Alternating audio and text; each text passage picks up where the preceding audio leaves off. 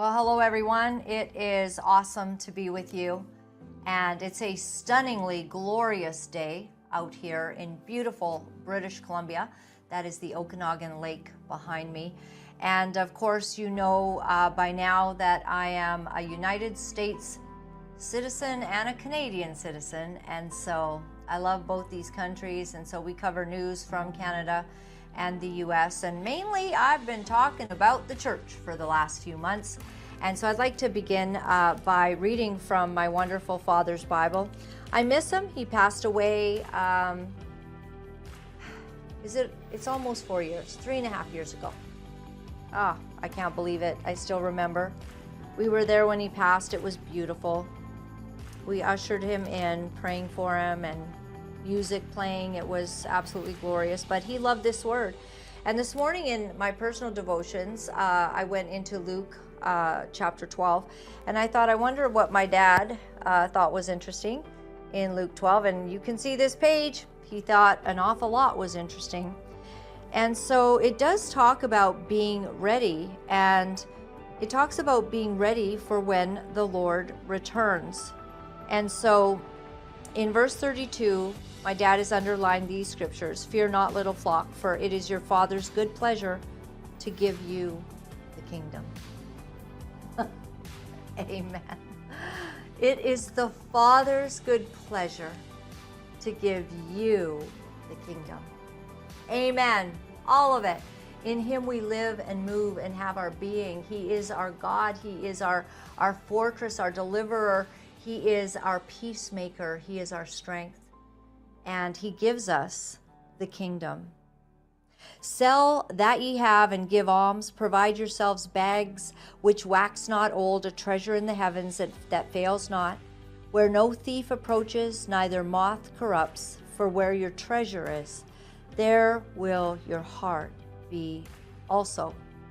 Let your loins be girded about, and your lights burning, and ye yourselves like unto men that wait for their Lord, when he will return from the wedding, that when he comes and knocks, they may open unto him immediately.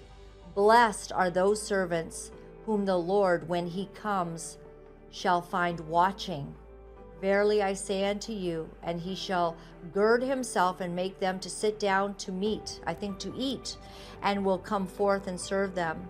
And if he shall come in the second watch, or come in the third watch, and find them so, blessed are those servants. And this know, that if the goodman of the house had known what hour the thief would come, he would have watched. If he'd have known when the master was returning, he would have watched and not have suffered his house to be broken through. What is God's house? And is the house of God being broken through these days? Yeah, I think it is. It's best that we who wait for the return of Jesus Christ, that we who wait, that we're on guard, that we're watching, that we're doing what he wants us to do, that we have our hands diligently at work doing the master's business.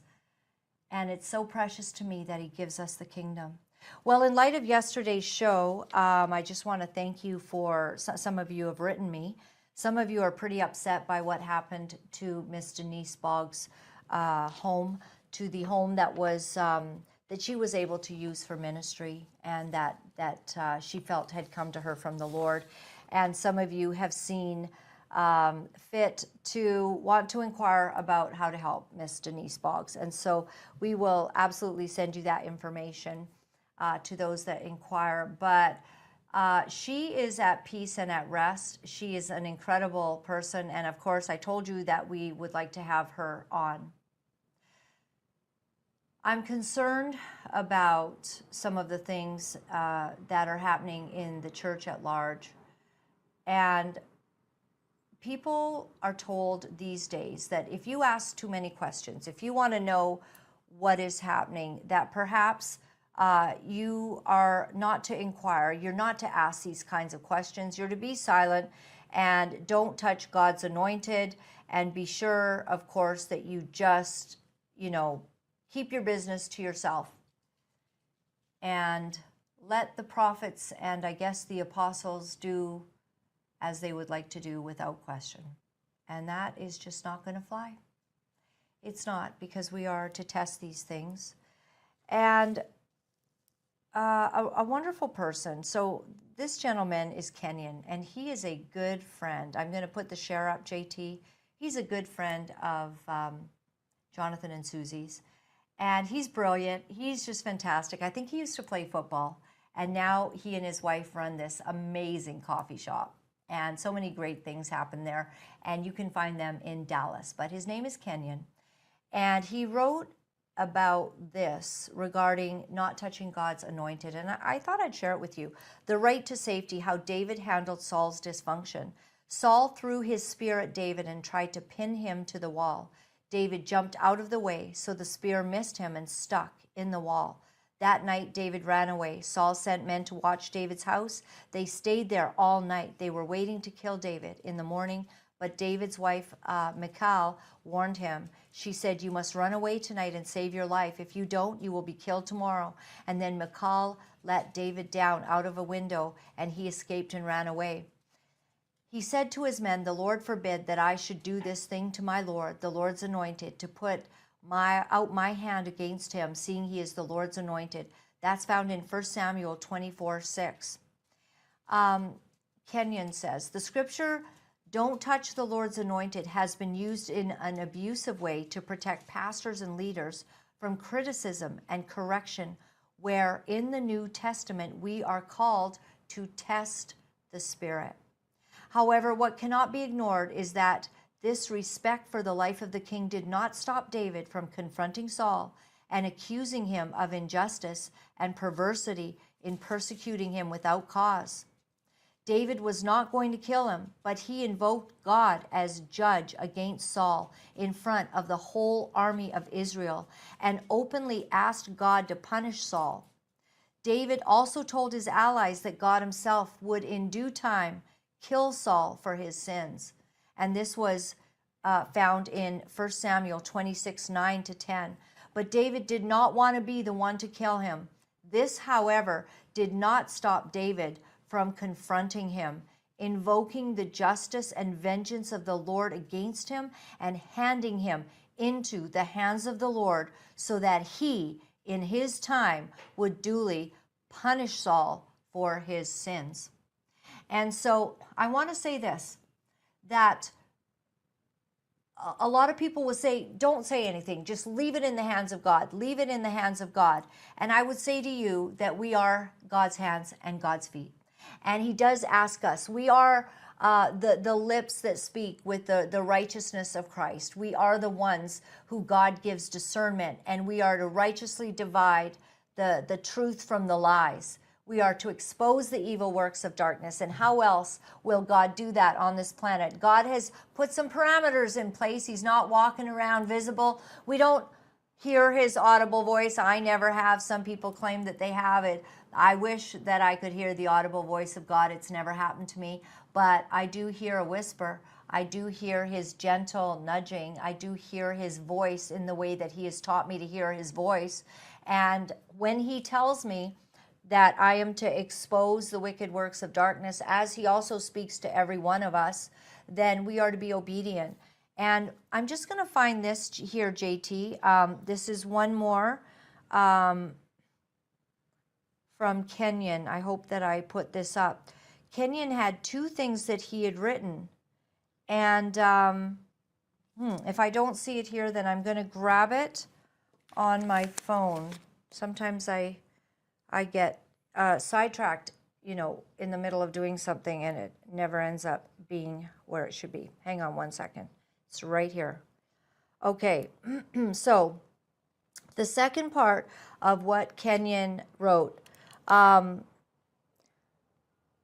So David told him, well, stay here today, and tomorrow you may return to the army. So Uriah stayed in Jerusalem.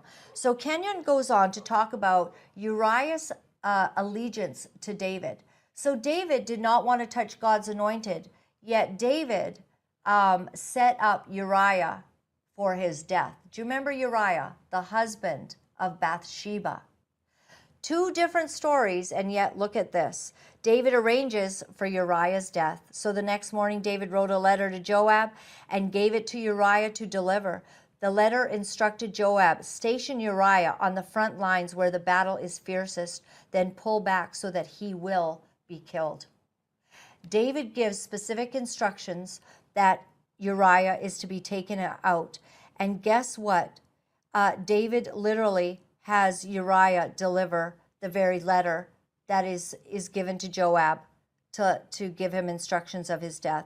So when Saul tried to kill David, instead of remaining in the palace, David fled to safety because he honored Saul, but his loyalty was to God, not to Saul. His loyalty was to God. In contrast, when David started acting suspiciously towards Uriah, Uriah was unable to operate with discernment because his loyalty was to David, not God. Loyalty to man instead of God can cloud your discernment, especially when facing a Saul spirit that seeks to harm you.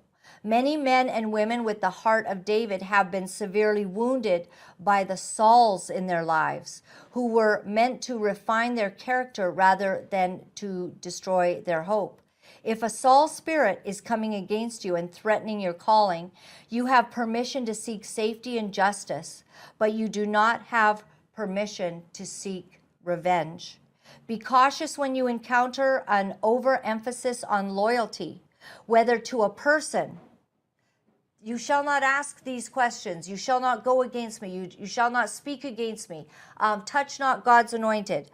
So where your loyalty is being asked to be to a person, a team, or a company, a ministry, it can raise a red flag. In some extreme cases, the expectation of loyalty is used as a subtle device to control family members or employees, guilting them into unreasonable sacrifices. This overemphasis can create unhealthy family or work environments that border on abuse. Loyalty becomes a weapon to instill fear. When it is excessively demanded, it is often used as a tool for manipulation. And one of the things that Saul or that Kenyon highlighted is that loyalty can get you killed, as it did with Uriah. Now, I don't know if it means figuratively or maybe and hopefully just spiritually, but loyalty to the wrong ministry, the wrong person, loyalty to a person where you cover their sin. And ministers are now covering other ministers' sin because there's goodies in it, there's benefit in it. They don't want to call out the unrighteousness for all kinds of reasons. Maybe some we wouldn't understand unless we were in their shoes.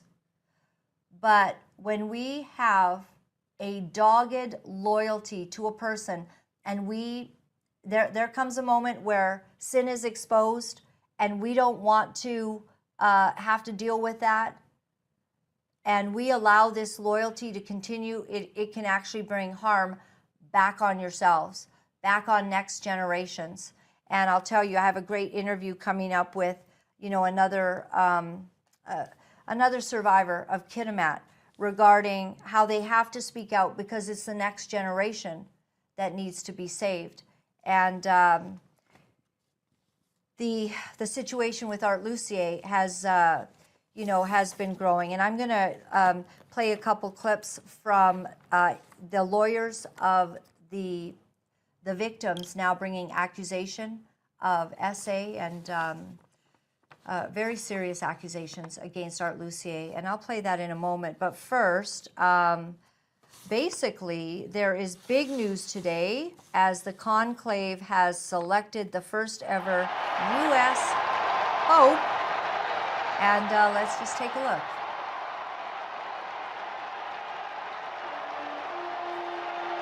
There's a new pope in town.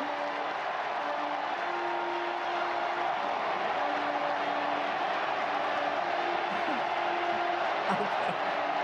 JT.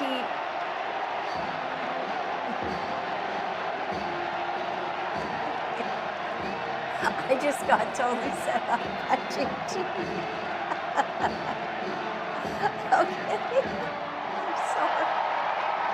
He you're so bad. Oh my gosh. I told him there's a new Pope. We have to do a thing on it. And he did that. Okay. Do you have anything serious? That is not real. Everyone, okay. I got some stuff to read you.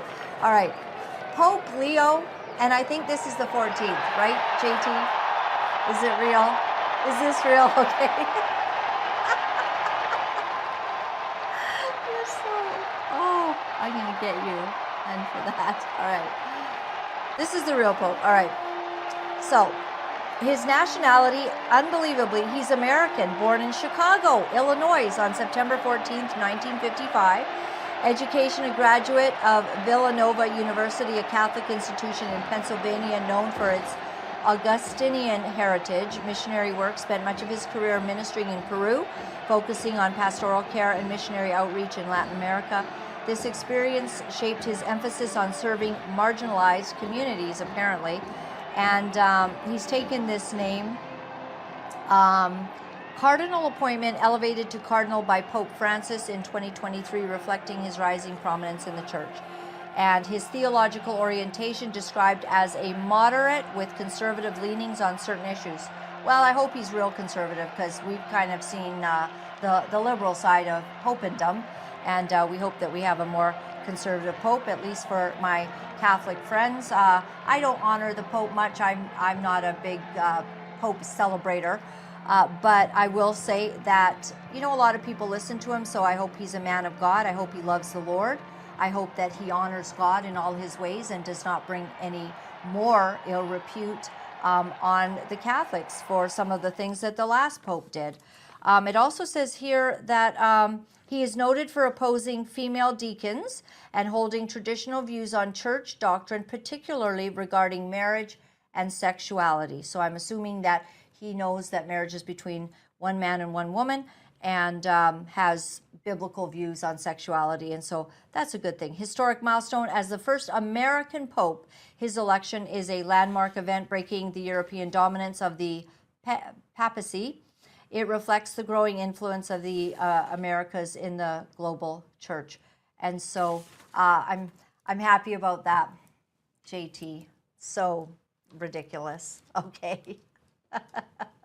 Well, I don't honor the Pope. I honor God. But a lot of people honor him. I hope he has the power to do a lot of good.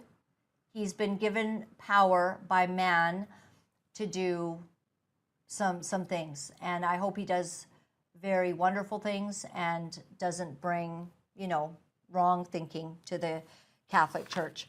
All right. I think I'll get to my guest, and then I'll talk about Art Lucier and the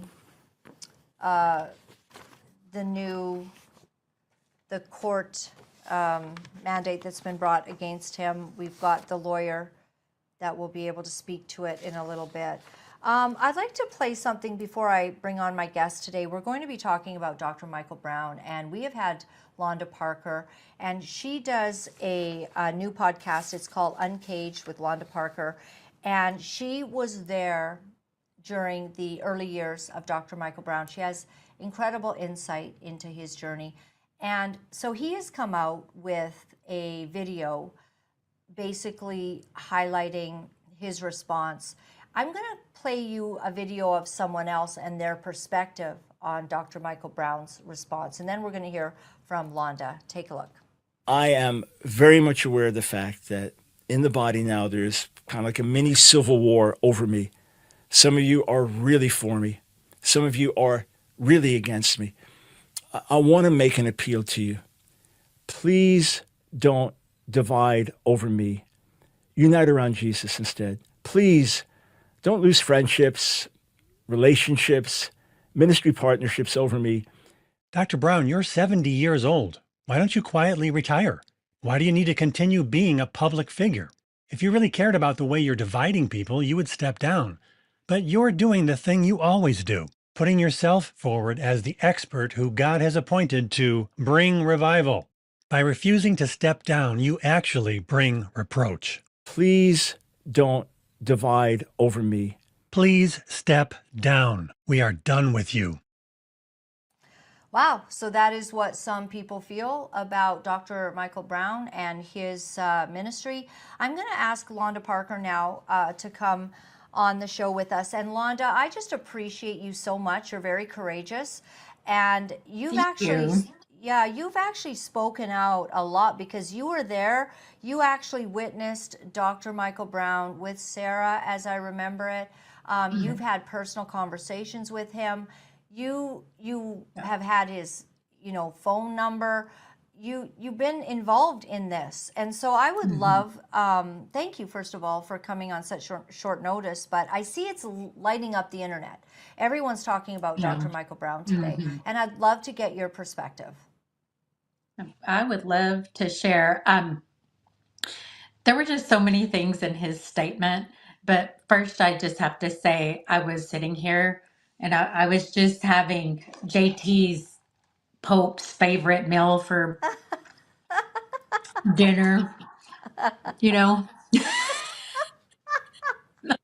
JT's Pope's Right? Diet Yeah. Coke Yeah. from McDonald's. I know Trump loves it, right? He's good with it. Oh, I was not expecting that, Londa. Yeah, we have an actual real Pope. It is I not could not stop laughing. Trump. Okay. Okay. Oh my gosh. I just had to. I couldn't Thanks believe, for having like, fun with us. of all things, my husband brought me McDonald's while That's y'all were in the awesome. middle of talking about Donald Trump. I was like, no, that's funny. You can tell I'm working hard tonight cooking supper. Anyway, I awesome. had to. No, his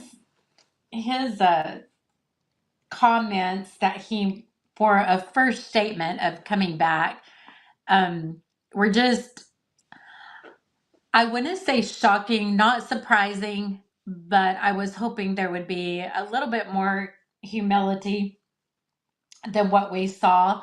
I imagine that a lot of people who don't know him will probably watch it and say, well, I thought that was humble. And, um, but going over it, I listened to it 3 or 4 times today because I did a little broadcast on my channel about it.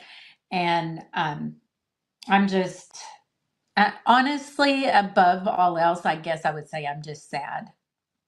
I'm sad that he's not just coming forward and for the sake of Sarah, um, who was the young woman that was his victim, and for the sake of Ray's wife, which his wife has passed away, and that he would just have more compassion towards them.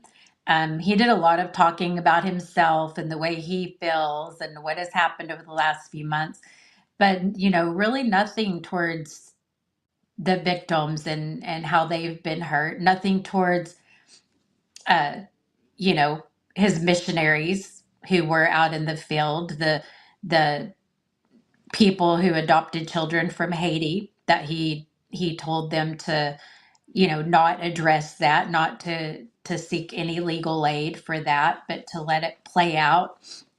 And the children that they adopted had been SA'd. And I just, nothing for them. It was just as I would expect it to be about him. But anyway, that's my opinion. That's my take on it.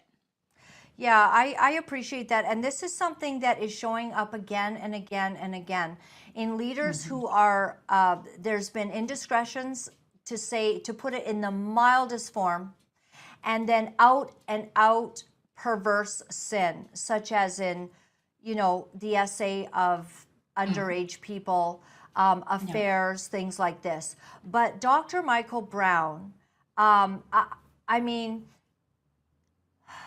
it's the same pattern we see in the IHOP Mike Bickle. Yes, That we very much the same pattern. right, like a lot of just covering and making excuses. And at what point is the pulpit and is leading a ministry being so denigrated by these that have lost the respect of the people. The Word of God says, let there not be even a hint of sexual impropriety among you. That's right. So Not a hint. when there is, what is the actual penalty for that? It seems like they just want to get restored. Mm-hmm. And it seems like with him, he didn't think, he doesn't think there was a need for him to get restored.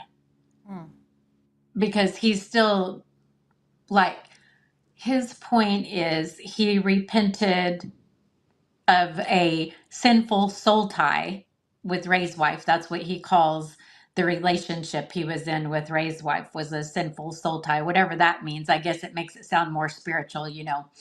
And then that he never had any sexual feelings towards Sarah. It was all just father-daughter. Foolish. Yes, that's what he'll say. It was foolish, but he doesn't, I don't think he feels the need to be restored. I think that he says he repented of that sinful soul tie when it happened, and the stuff with Sarah wasn't a sin. So, you know, he doesn't see a need to be restored. When, you know, if I remember this, I don't know how it's okay. Like when I think back to what you were saying about Sarah, like in this school, you were not allowed to be alone with No. a female or male student together. Mm-mm. In fact, No. am I correct in this? Even married couples, which I think is ridiculous. Talk about going to a ridiculous Yeah. point. Married couples weren't allowed to hold hands. I don't They know. weren't allowed to hold hands. Right. And I saw it this week. Someone posted a picture of the fire handbook that they had whenever he was president of fire school. And so I actually saw with my own eyes again, after all these years, the portion in that book that says no PDA, no holding hands in public, no, and it applied to married students also. And it's just amazing somehow. And this is the point that I keep getting at with him. And I said this in my post today, but that somehow any other faculty member would have been fired. Any student would have been at the very least reprimanded, probably more than that. And it's the same thing he's doing right now about social media, like talking about that we shouldn't speak out on social media and all that. But he has spoken out on social media. Even what he's doing today by making this comment, it's on several social media pages. He has turned his comments off, but we're not allowed to say anything on social media. And he is famous for calling out other people. So he has called out other people on social media. I said today he's called out Benny Hinn. He's called out what's his name? Todd Bentley. I think that's his name. Is it Todd Bentley? There's a Todd Bentley, And there's a Todd White, yeah, but yeah, do you yeah, think it's Todd Bentley. He's Todd called Bentley? him out. And so I'm like, somehow it's okay for him to do that. But when it comes to him, and you know, who am I? I'm just some lay person that went to the church. And so who am I to get on social media and call him out? So it's all it's okay for him, but not for us. And I think that's a pattern with him. If you look back, that it was okay, somehow okay for him to hold hands with Sarah, but nobody else could hold hands, and you certainly not witnessed, another right, faculty you member. witnessed personally something. You saw that they were, he and Sarah were sitting in I think on a pulpit actually before a service. Yeah, they were up on the pulpit before service, and they were sitting in chairs, but the chairs were right next to each other, and their arms and legs were touching, and they were bent over looking at pictures. And it was just one of those things where I walked in and saw it, so it wouldn't be something that just was sinful just looking at it. But in our environment, looking up there and seeing that, it was just off. I just had that feeling like it's the first time that I saw them and just had that kind of sick feeling like, oh, something doesn't feel right here. And I rebuked myself when I saw that. I rebuked myself for thinking something. I mean, I did not tell anybody, not even my husband at the time. I went home. I prayed. I was sick over it. I asked God to protect him, not to let him fall into sin. Like, and that's how I handled it for several months, not telling anybody, but just every little thing that I saw just made me more um, just aware of the situation, I guess is the best way to put it. This honor culture where we don't question, like instead of the gut level instinct you had that something was wrong, instead of hearing that, do you think the church in the last few years, and I know growing up in it, it was like we were trained to just zip it. You don't That's bring up right. questions. You don't That's question right. those in authority. No, no, you don't touch God's anointed. You don't do it. And I think that's why one of the reasons I'm so passionate about it. And you've heard me say this, but because I was abused and a pastor, I was SA'd by my stepfather, and a pastor told my mom that she just needed to be quiet and submit. And God hates divorce. And so you need to pray for him. And he's probably curious because she's going through puberty. I mean, just stupid. Like you would not believe a pastor would say something like this. But that's how the culture was. And so, we put it on the victim, like such as me, to stay away from them. And so that grooming process, I think, Laura-Lynn, when I looked up there and saw that, I've been through the grooming process, so I recognize it. And that's what after finding out what else he had done, it's like he would do one more thing and one more thing and get away with it. And her all the time, just feeling special. Like he thinks of me as a daughter. And it's kind of weird that he's doing that. But, my dad's never been affectionate. So what do I know? And he's such a man of God. It can't be anything else. And then just to be made to feel like you're a gossip. You should not talk about these things. You should not bring these things up. And that is the man of God. And I mean, I had such a fear. It was so drilled into our brains not to um, touch God's anointed that I would literally be scared that I was going to get struck dead by God, or one of my kids was going to, or, just some awful thing was going to happen because if I spoke up. So it took me several months, and it took other people speaking up for me to say anything. I Um, think what I'm upset about, Londa, is that we've really brought harm to the church. Well, these leaders that have put this on the mhm. church have brought harm. In our Yeah. situation here in British Columbia, Touch Not God's Anointed has been preached by the person now being charged civilly for essaying underage children. It is something Mhm. he repeatedly told people. He repeatedly said to them, if you leave our church, you're leaving yourself from under the hand of God. That you Mhm. get cancer if you go against him or the church. All of these things are things that are actually common and being, propagated in different, church circles. And it's brought harm in that we're no longer protecting No. the flock. There's no protection of the flock because that instinct that there's a wolf, that instinct that something is wrong is being shut down, just like what you did. Mhm. Yes. And pastors and churches have become so isolated from the people that it's become like they don't really have to get to know their congregation.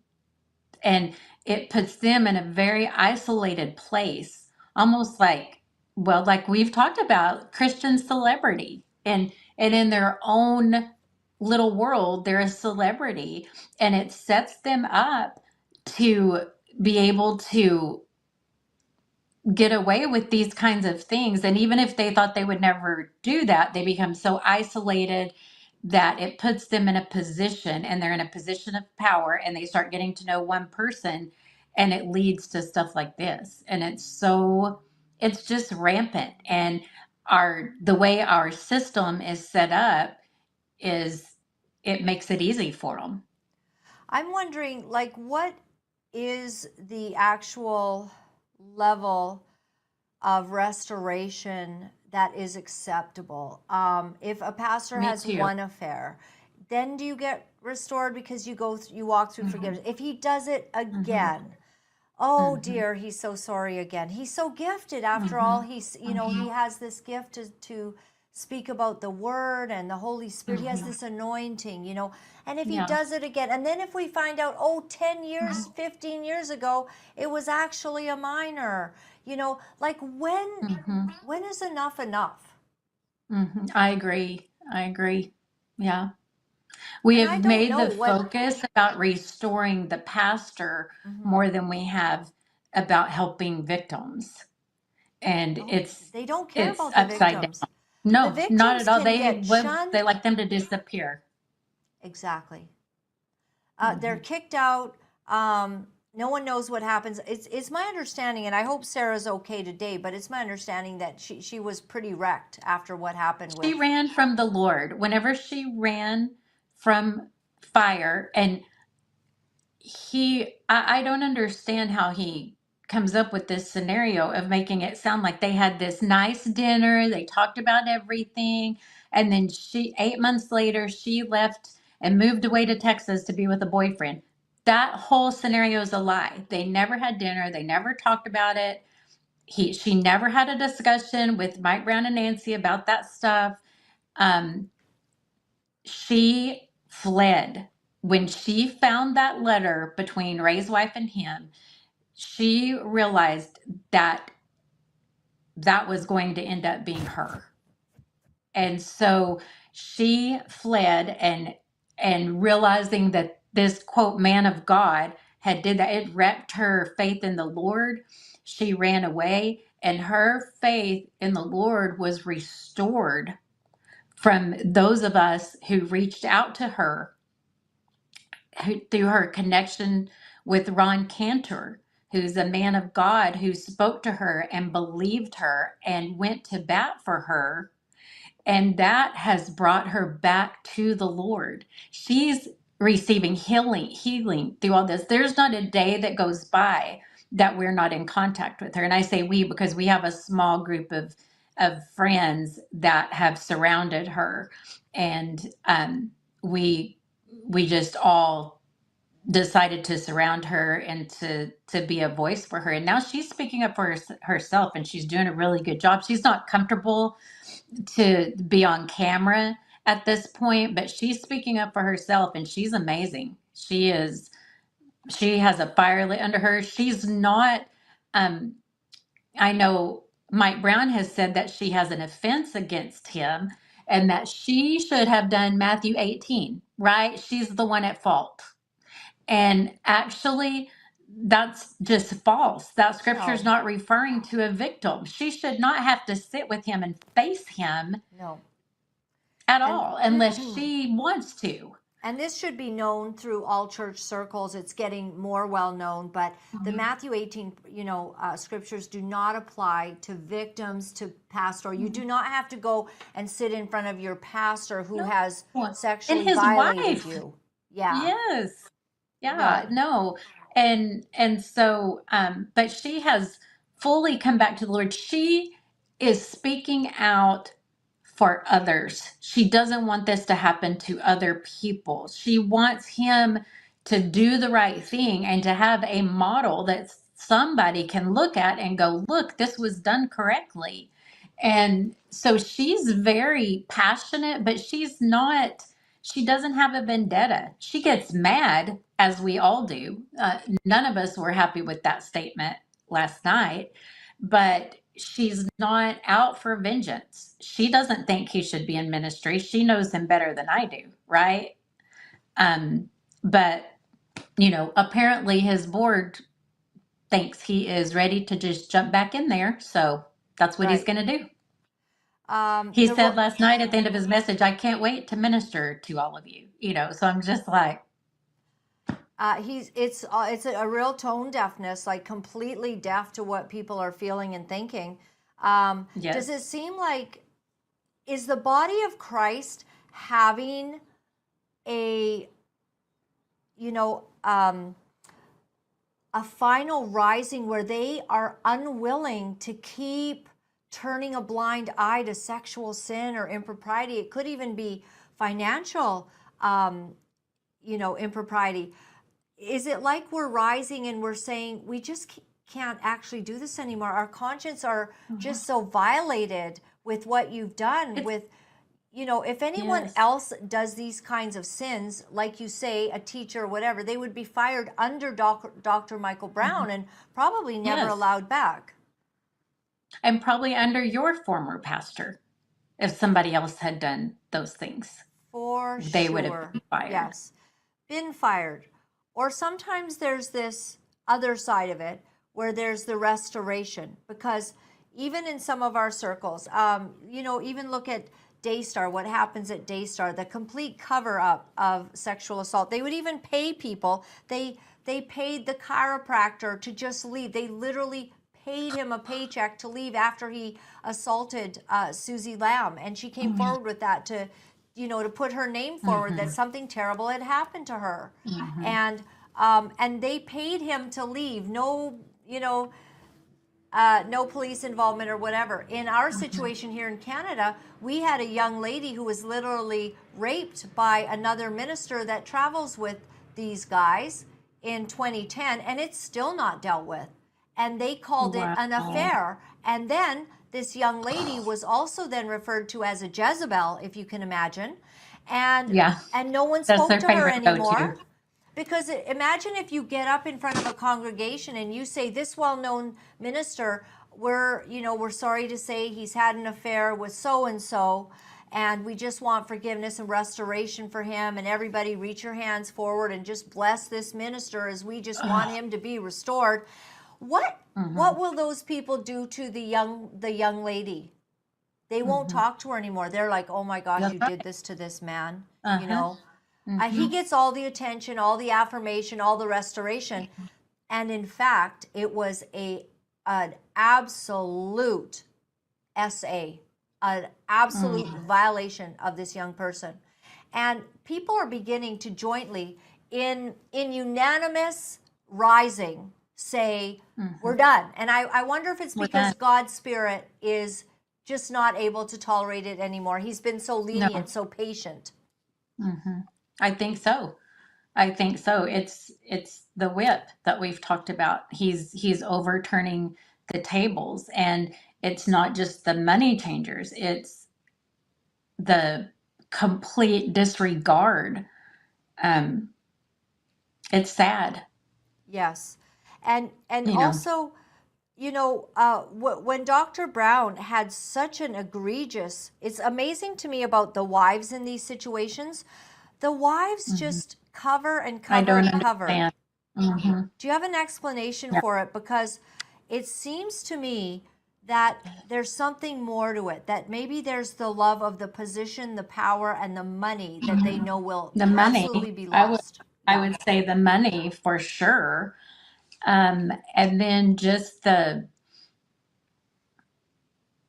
believing them. I don't know. I don't really understand it. The thing that's interesting about her is, like, even during the years at Fire, she rarely came to church. She worked in the offices, but then she was hardly ever seen. She did not come to church. If she did, she sat at the back. She didn't talk with anyone.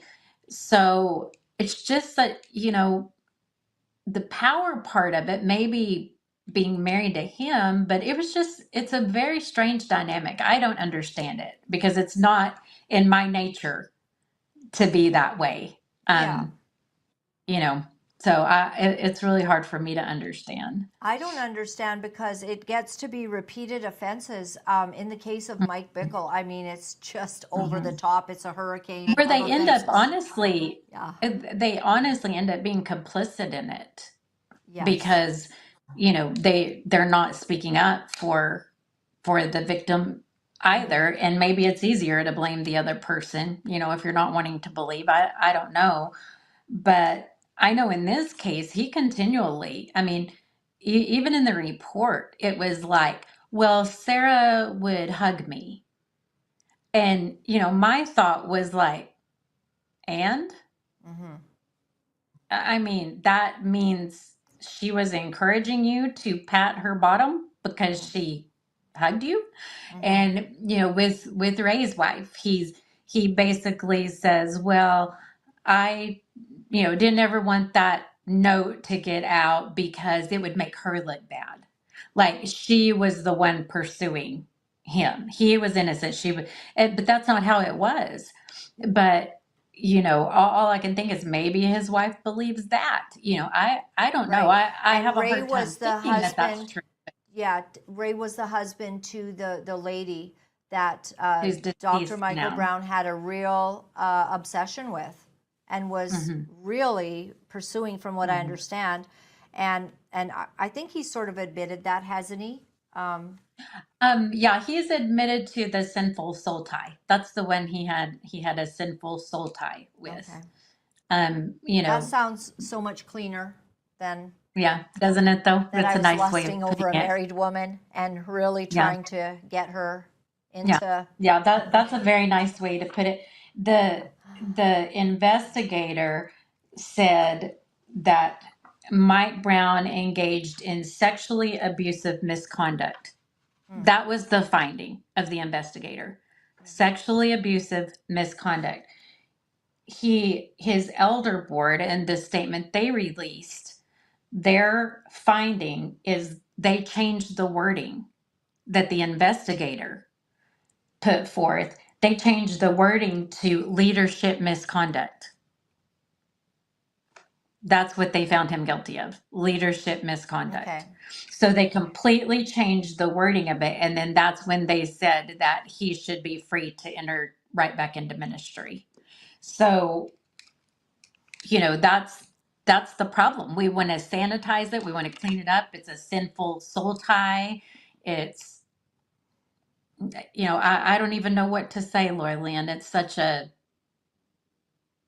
it can be disheartening, but at the same time, I know God is the one that is revealing things right now, and He's the one that is going to tear it down. I mean, He's going to tear it down so that He can build it, right? 100%. I'm just hoping the Roy's report is, often Julie Roy's, I just, God bless her, because she gets Yes, ma'am. such heat. And now I'm beginning to, get the heat as well. I understand that certain nasty words are being used for me behind the scenes here and there because of the exposure that the Lord has asked me to Yep. do. And Londa, I'm sure you agree too, as a woman of God, a woman of the power of the Holy Spirit. It's interesting that the Lord is causing, for some reason, a lot of women, and I do thank God for Ron Cantor, and we're going to have him on the show to share about what he had to go through in order to really come up against the bigwigs and to say, listen, Yeah. something's really wrong here. You pay a price for that. But I didn't anticipate this.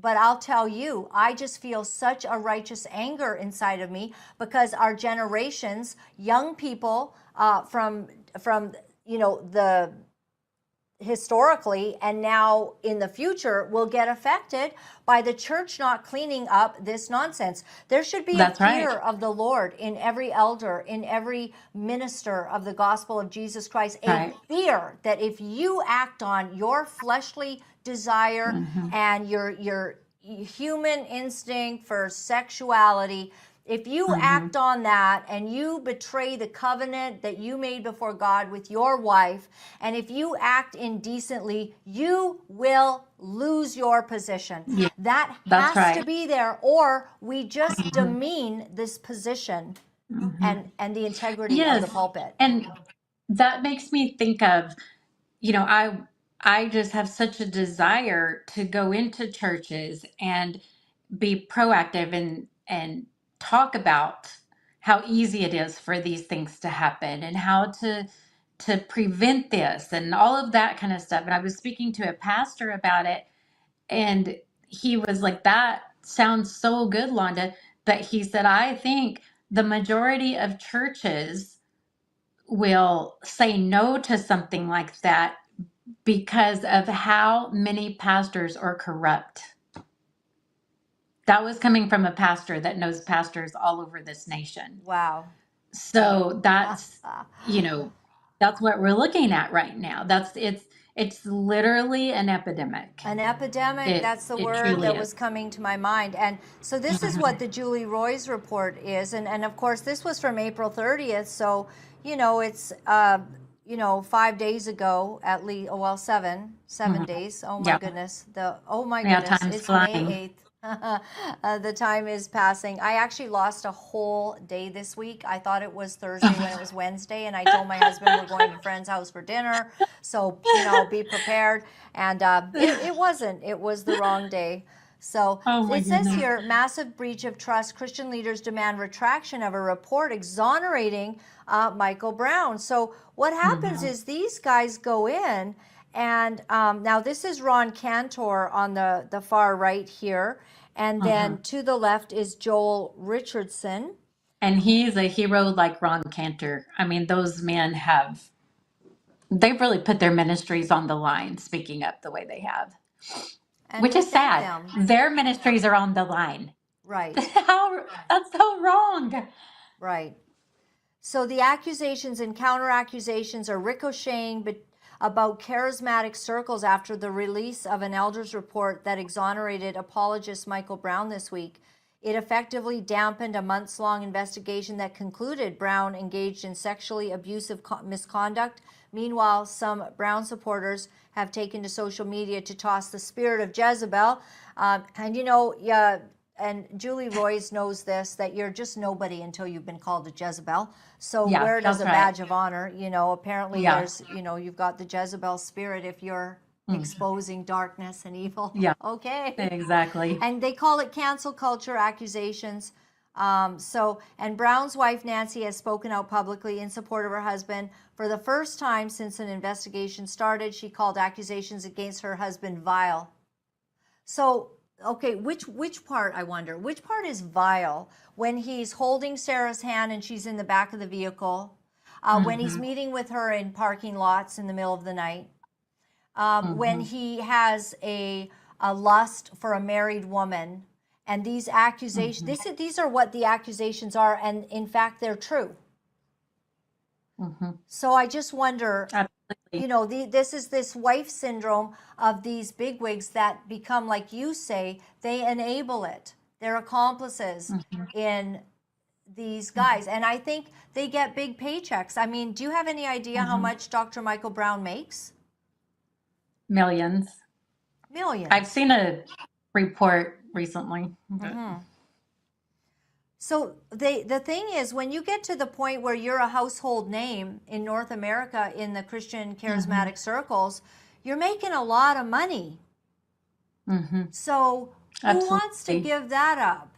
You're going to lose your income, you're going to lose your husband, you're going to lose the ministry, the prestige, you're going to be humiliated, and your reputation will be gone. And who wants that? So why not just fight for it like the Dickens? Keep on fighting for it. I think that's actually what happens. I think so too. And I think they're protecting what they see as their legacy,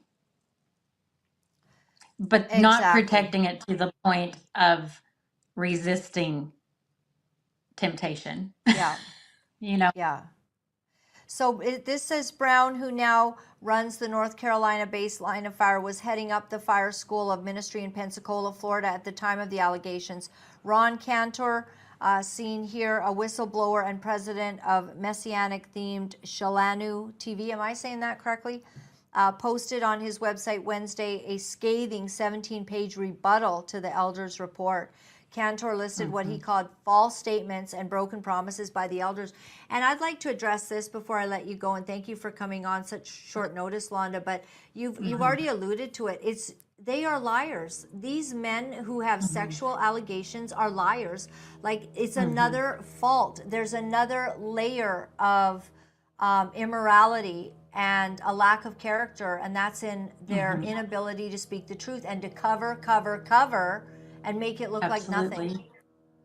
Absolutely. When I was in a horrible situation that I won't take long and I won't go into detail, but the man that I was married to before would look me in my eyes and he would say to me, "I'm looking you in your eyes.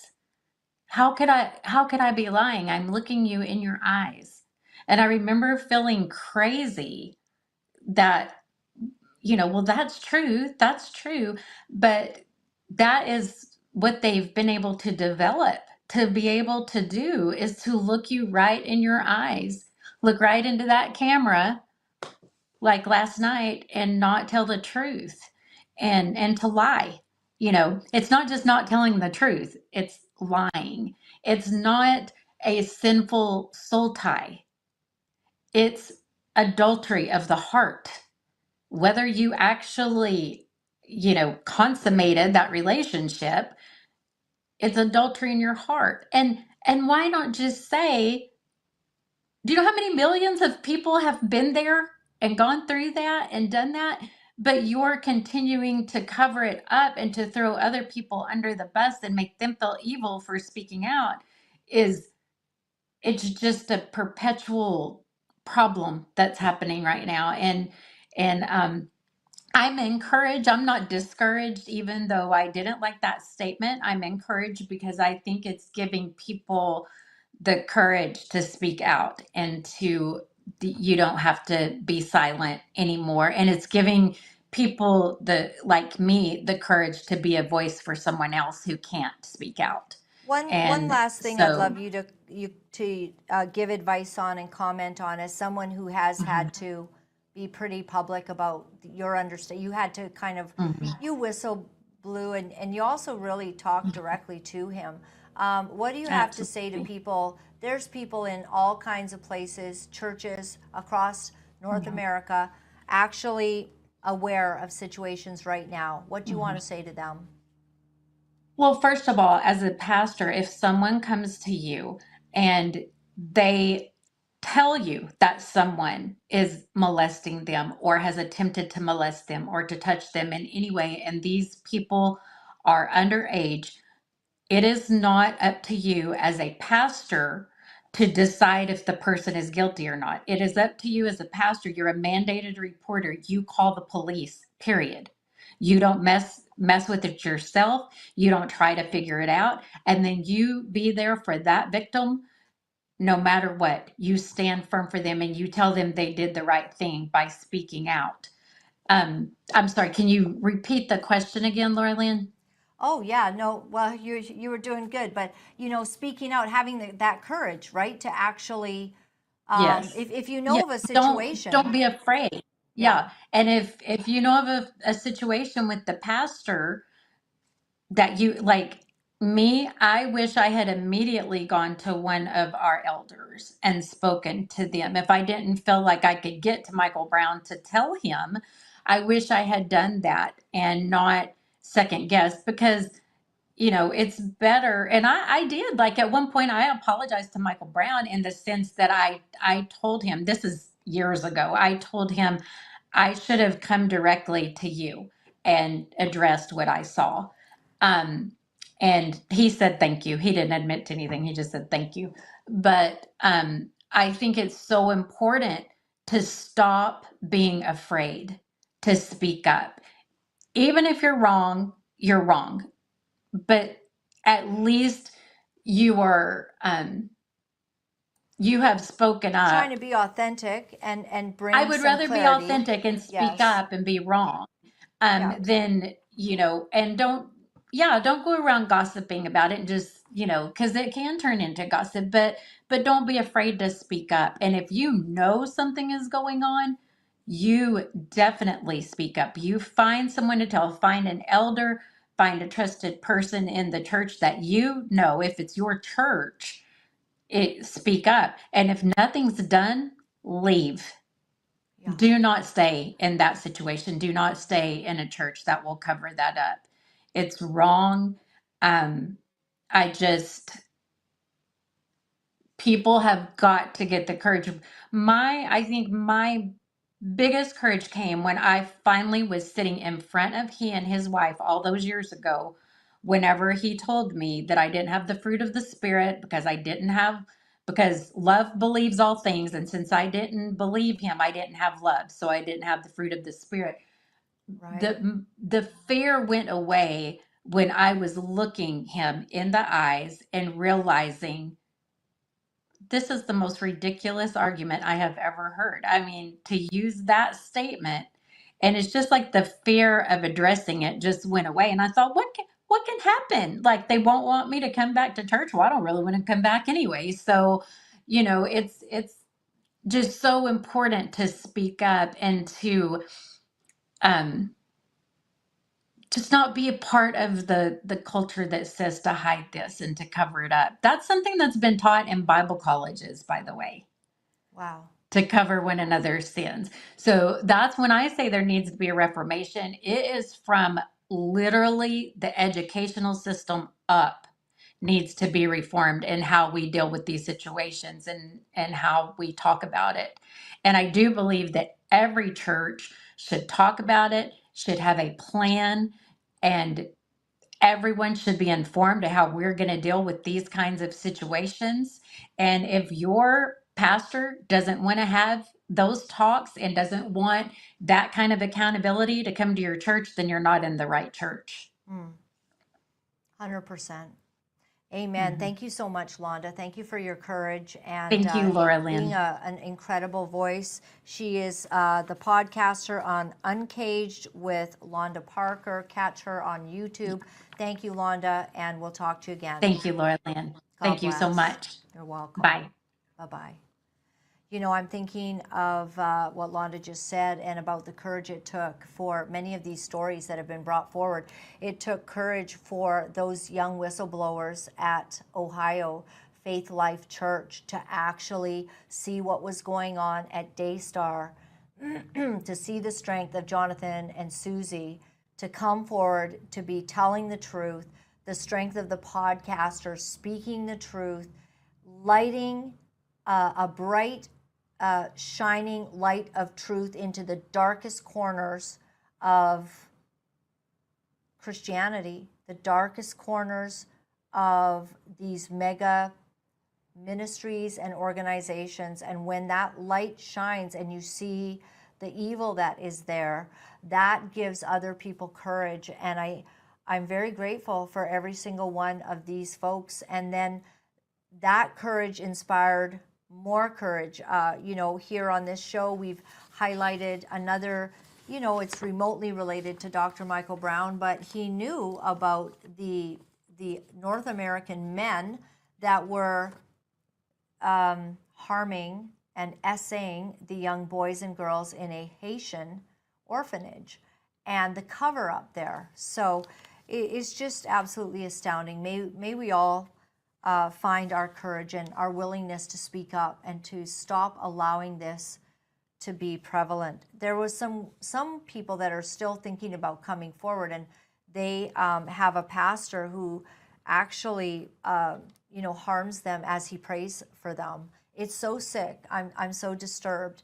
But people like this, if you have anyone, if you're in a church where your pastor is evil in this way, if he is essaying you or anyone you know, come forward. Bring it out. That man should not be in the pulpit.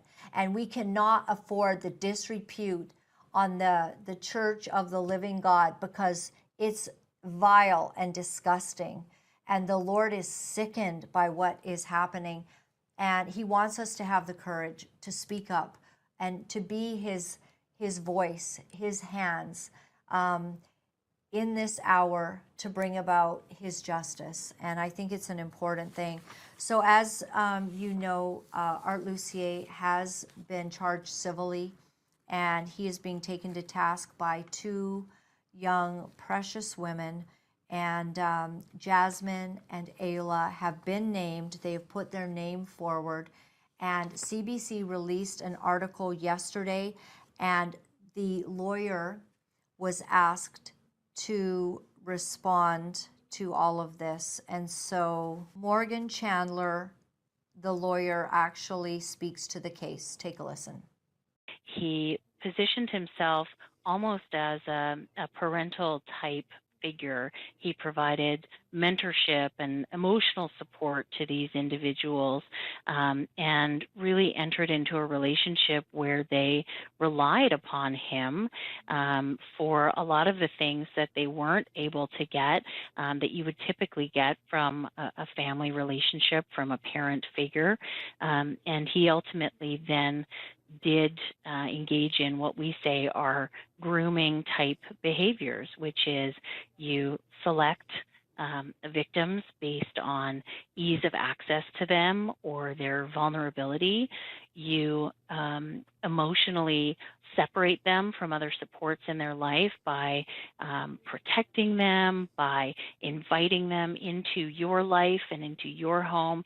You gain their trust through attention, sharing secrets and things like that to make them feel that they have this caring relationship. And then you begin to desensitize them to sexual topics and to physical touch, and it moves the relationship into another realm, which is where we say the sexual abuse began to occur. And another question was asked of Morgan, the lawyer. Why has it taken, if it was so long ago, why has it taken this long for this to be brought forward? Take a listen. Why have these allegations emerged now? Well, I put that to Chandler, and she says over the past year, several people have come forward with allegations of improper treatment and alleged abuse by Art Lucier. Many of these accounts are detailed on social media, where former members of the Harvest Church have been speaking out. There's a petition calling on the church to investigate Lucier. There's also a podcast that looks at the history of the church and people's experiences with Lucier. And Chandler says that process of whistleblowing has played a part in her client's decision to now come forward with their sexual assault allegations against Lucier. Morgan Chandler says her clients also now have families of their own, and over time they've been able to come up to understand that what allegedly happened to them was just not okay. These types of abuses, anytime they take place, are incredibly corrosive to a person's sense of self and self-worth. But when it is a person who is in a position of trust, who has positioned themselves as a counselor, as a spiritual guide, as a guide to life and getting along in life. And so when you have that, it really compounds the impact. And what you see and what we see with these particular individuals is that there are significant mental health challenges, post-traumatic stress disorder, anxiety, depression. There's a diminished ability to trust and to form intimate relationships or even friendships. There are also feelings of shame. How did this happen to me? There are feelings of lack of self-worth, low self-esteem, and there can be physical symptoms as well that go along with the psychological distress of having experienced years of grooming and abuse. So we'll be watching to see as this progresses what will happen. There's many things that could happen. There could be, simply a settlement that will be brought with NDAs and hush-hush and not talking about it. We'll see. One of the things that Art Lucier has said is that he's looking forward to being in a court to confront these, what he calls false allegations, and to deal with it. And so we do pray that the Lord will guide this entire process and that justice will be done.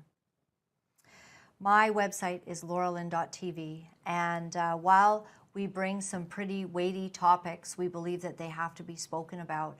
And if you appreciate that we can have this kind of dialogue and that we can have this kind of authentic speaking about things that might have been considered at one point to be taboo, then we just ask you that you would help us to do what we do so that we're here every day, so that we've got what it takes to bring the truth and to do it with integrity, and also so that we are upheld as we bring the truth to you. And we thank you for your support, for many of you who are so kind and who help us along the way. At that yellow donate button at my website at lauralynn.tv, you'll be able to make a donation. You can do a donation anonymously if that is what you'd like to do.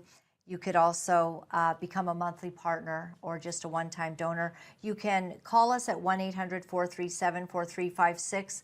Janina is always thrilled to talk to you, not especially in the middle of the night, but she is there. She is awesome, and she looks after things. You might have questions. You might need some help in order to make a donation. She can help you with all of that. We've got PayPal. We also Zelle and e-transfer at lauralynnlive@protonmail.com. That can easily happen, and that's on your screen. And snail mail. Would you believe some people are loving snail mail to this day? And you know, I have to say it's the funnest part because I get to open an envelope, and you have the nicest notes to me. I have a whole bunch of notes just sitting over here off to the side that I should have brought some over because you write such wonderful things, and I appreciate it a lot. We thank you for your help. It means the world to us. So I want to leave you with, I'd like to go back into Scripture today, into Luke 12, and I was reading from my father's Bible this morning, and in Luke 12 and verse 35 it says, "Be dressed and ready for service, and keep your lamps burning, like servants waiting for their master to return from a wedding banquet, so that when he comes and he knocks, they can immediately open the door for him. It will be good for those servants whose master finds them watching when he comes. Truly, I tell you, he will dress himself to serve. He will have them recline at the table and will come and visit and wait with them. It will be good for those servants whose master finds them ready, even if he comes in the middle of the night or towards daybreak." And the way my dad's Bible said that was a little bit Old English, so I didn't understand it until I went to my Bible to understand what it said. But it says, "Understand this.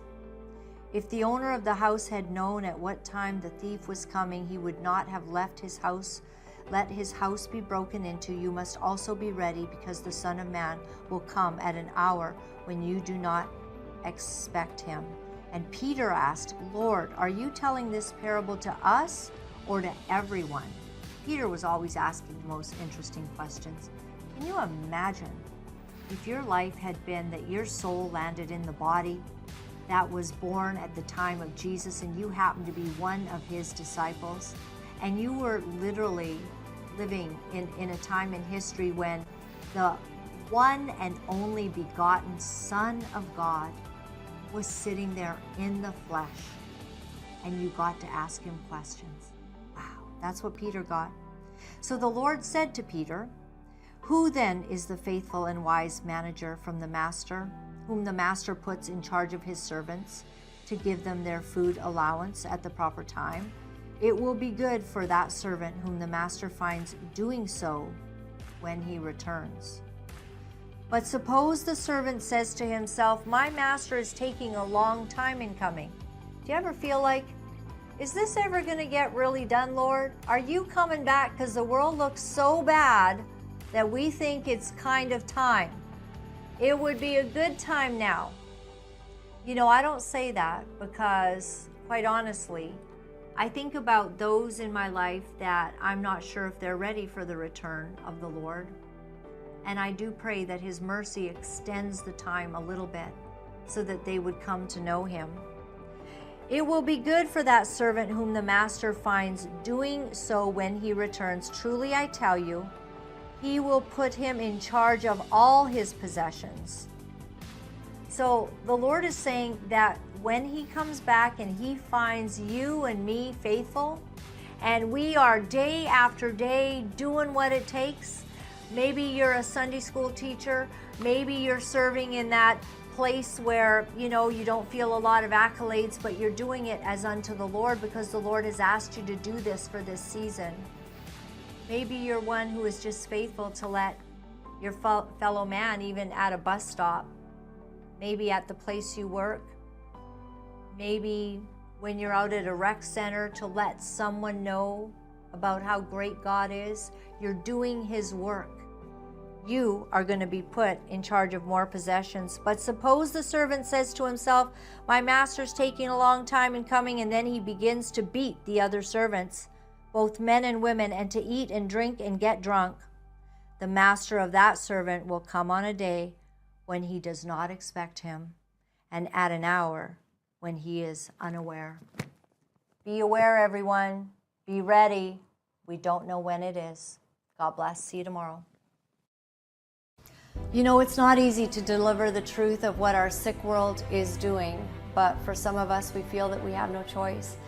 Because if we are silent about these abominable things, then we are letting evil go unchecked, and we cannot do that. For those of you wonderful people who are writing me and are sharing your encouragement, I am deeply grateful. Thank you for all the letters that you've been sending.